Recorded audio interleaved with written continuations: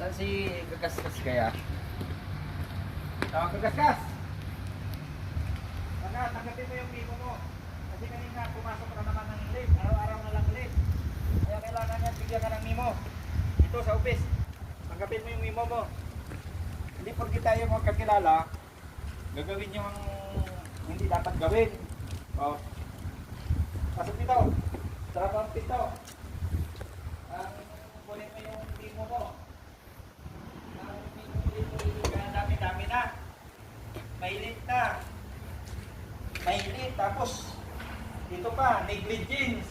Anong mangyayari sa duty mo na yan? Kailangan na i-report ka na pa-reporting ka na sa opisina. Gawa ng, ang dami mo ng memo rito. Kailangan tanggapin mo na to. May negligence. Tapos, tardiness. Oh. Saan ka ba yun?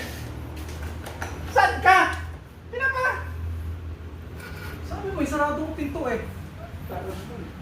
Sabi ko isara ang pinto.